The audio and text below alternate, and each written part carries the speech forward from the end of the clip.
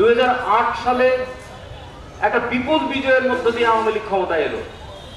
এসে তারা নিজেদেরকে এত বড় মনে করা শুরু করলো যে জনমতের তোয়াক্কা না করে তাদের ক্ষমতায় থাকার জন্য যা যা করা দরকার সব করতে গিয়ে 2014 সালে একটা ভোটারবিহীন একটা নির্বাচন করে ফেললো, এমনকি প্রতিদ্বন্দ্বিতাবিহীন নির্বাচন।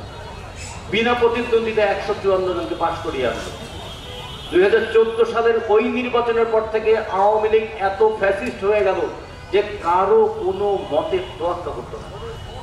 ফ্যাসিজমের একটা বড় বৈশিষ্ট্য হলো সে শুধু দমন করে তা নয়, সে দুর্নীতিও করে। দমন করে এবং দুর্নীতি করে, এই দমন এবং দুর্নীতি হাত ধরাধরি করে চলে। তারপরে সে একের পর এক নানা ধরনের অভিনব নির্বাচন উপহার দিতে শুরু করলো। দিনের ভোট রাতে করে ফেলা, ভোট হওয়ার আগেই মনোনীত বলেই নির্বাচিত করে ফেলা। কিন্তু 2024 সালে 16ই জুলাই রংপুরের রোকেয়া বিশ্ববিদ্যালয়ের সামনে বুক চিতিয়ে দাঁড়ানো সাইদ যখন পুলিশের গুলিতে জীবন দিল, আপনারা ভিডিওটা সবাই দেখেছেন। পুলিশের সামনে দুই হাত বাড়িয়ে সাইদ দাঁড়িয়ে আছে, সে বিশ্বাস করতে পারছে না যে তাকে গুলি করে দিতে পারে। গুলি খাওয়ার পর প্রথমে সে একটু হতভম্ব হয়ে গেল, তারপর আস্তেই করে সে বসে পড়ে। কিন্তু সাইদের এই বসে পড়াটা গোটা দেশের মানুষকে এমন উত্তেজিত করে তুললো, এমন রুখে দাঁড়ালো গোটা দেশের মানুষ। এই সিরাজগঞ্জে বাংলাদেশের মনে হয় জেলা অনুযায়ী সবচেয়ে বেশি সংখ্যক মৃত্যুর ঘটনা ঘটিয়েছে। মানুষের ক্ষোভের আগুন যে কত তীব্র হতে পারে, মানুষ যে একবার ক্ষুব্ধ হলে তার ভেতরে কি পরিমাণ শক্তি সে সঞ্চয় করতে পারে, তার সামনে যে পুলিশ দাঁড়াতে পারে না, তার সামনে যে বর্ডার গার্ড দাঁড়াতে পারে না, তার সামনে দমন পীড়নের কোনো বাহিনী যে দাঁড়াতে পারে না, সিরাজগঞ্জের মানুষ তো তার সাক্ষ্য দিয়েছে। এবং সেই হাসিনা সরকার শুধু পদত্যাগ নয়, দেশ ত্যাগ করতে বাধ্য হলে। আইয়ুব পদত্যাগ করেছে, এরশাদ পদত্যাগ করেছে, হাসিনা পদত্যাগ এবং দেশ ত্যাগ করেছে। মানুষের এই প্রচন্ড শক্তির সামনে এরা দাঁড়াতে পারেনি। একটা জিনিস হিসাব করে দেখেছেন, যত বড় স্বৈর শাসক হোক না কেন,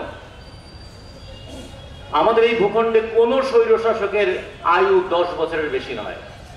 আইয়ুব খান 10 বছরের মধ্যে বিদায় নিয়েছে, এরশাদ 9.5 বছরের মধ্যে বিদায় নিয়েছে, আর 2014 সালের নির্বাচন করার পর 2024 সালের মধ্যে শেখ হাসিনা বিদায় নিয়েছে। তারপর যত দমন বিরোধী চালান না কেন, জনগণের সামনে দাঁড়াতে পারবেন না। এমনি করে জনগণ বারবার রুখে দাঁড়ানোর ইতিহাস রচনা করেছে। জনগণ লড়েছে দুর্নীতির বিরুদ্ধে, জনগণ লড়েছে দমন পীড়নের বিরুদ্ধে, জনগণ লড়েছে দাম বৃদ্ধির বিরুদ্ধে, জনগণ লড়েছে একটা সিন্ডিকেটবাজির বিরুদ্ধে। তাদের সামনে প্রতিপক্ষ কে ছিল? প্রতিপক্ষ ছিল ক্ষমতাসীন আওয়ামী লীগ। জনগণের আকাঙ্ক্ষা যা ছিল, আর সেই সময় আন্দোলনে যুক্ত হয়ে গেলেন যারা, তাদের আকাঙ্ক্ষা সব সময় একরকম থাকে না, কিন্তু প্রতিপক্ষটা একই রকম। বিএনপির সামনেও প্রতিপক্ষ আওয়ামী লীগ, যারা এখানে বামপন্থী তাদের সামনেও প্রতিপক্ষ আওয়ামী লীগ, এখানে যারা নানা ধরনের এনজিও অ্যাক্টিভিটিস করেন তাদের সামনেও প্রতিপক্ষ আওয়ামী লীগ, এমনকি যারা নতুন ধরনের লুটপাটের একটা ব্যবস্থা তৈরি করতে চান তা। এবং সেই কথা অনুযায়ী গোটা দেশে একদিকে যখন সংগ্রামের জন্য মানুষকে আহ্বান জানাই, পাশে আর একটা জিনিস আহ্বান জানাই, আমাদের চরিত্র নিয়েও ওরা খেলাধুলা করে। একদিকে দুর্নীতি করে নিজেরা টাকা রোজগার করে, নির্বাচন আসলে সেই দুর্নীতির টাকা দিয়ে আমাদের ছেলে মেয়েদের চরিত্র নষ্ট করে। রাতের বেলা বাসায় গিয়ে 1000 টাকা দিয়ে, একটা লুঙ্গি দিয়ে, একটা শাড়ি দিয়ে আমার বিবেক কিনে নিয়ে যায়।